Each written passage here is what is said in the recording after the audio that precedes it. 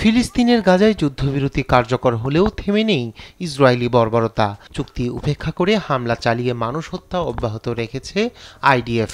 গেল মঙ্গলবার শুরু হওয়া এ অভিযানে ইতোমধ্যে হত্যা করা হয় অনেক ফিলিস্তিনিকে। স্থানীয় সময় বৃহস্পতিবার গাজার স্বাস্থ্য মন্ত্রণালয় জানায়, ধ্বংসস্তূপের নিচ থেকে ২৪ ঘণ্টায় উদ্ধার করা হয় আরও ১২০টি দেহাবশেষ। গাজায় যুদ্ধবিরতি শুরু হওয়ার ২ দিন পর দখলকৃত পশ্চিম তীরে অপারেশন আয়রন ওয়াল শুরু করে ইসরায়েলি বাহিনী।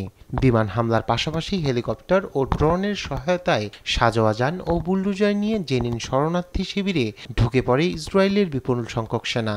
এর আগে পশ্চিম তীরের বিভিন্ন শহরের মূল প্রবেশপথ বন্ধ করে দেওয়া হয়। এছাড়া কয়েকটি বাড়িতে আগুন দেয় ইসরায়েলি সেনারা। এদিকে গাজার মতো জেনিনেও আরেক গণহত্যার শঙ্কা করছেন শহরটির ডেপুটি গভর্নর মনসুর আল সাদি।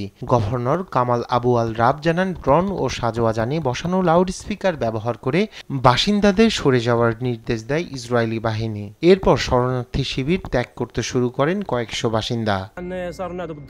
সকাল ৯টা থেকে বিকেল ৫টার মধ্যে বাসিন্দাদের শরণার্থী শিবির ছেড়ে যাওয়ার নির্দেশ দিয়েছে ইসরায়েলি বাহিনী। অনেক বাসিন্দা শরণার্থী শিবির ছাড়তে শুরু করেছেন। ইসরায়েলি সেনারা আমার বাড়ির সামনে অবস্থান নিয়েছেন। তারা যে কোনো মুহূর্তে বাড়িতে ঢুকে তাণ্ডব শুরু করতে পারে। জাতিসংঘের মানবিক সহায়তা সমন্বয় দপ্তর ওসিএইচএ জানায়, ১৫ মাসের যুদ্ধে গাজায় যে পরিমাণ স্থলমাইন ও অবিস্ফোরিত বোমা পড়ে আছে সেগুলো সরাতে সময় লেগে যেতে পারে ১০ বছর।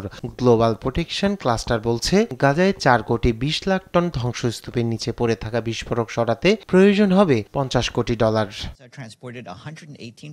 এদিকে ফিলিস্তিনের পশ্চিম তীরে জেনিন শহরে হামলা বন্ধ না করলে আবারও ইসরায়েলি অবকাঠামোতে ক্ষেপণাস্ত্র হামলা শুরু করবে বলে হুঁশিয়ারি দিয়েছে ইয়েমেনের বিদ্রোহী গোষ্ঠী হুতি। শুক্রবার এ হুমকির খবর প্রকাশ করে ইসরায়েলের গণমাধ্যম।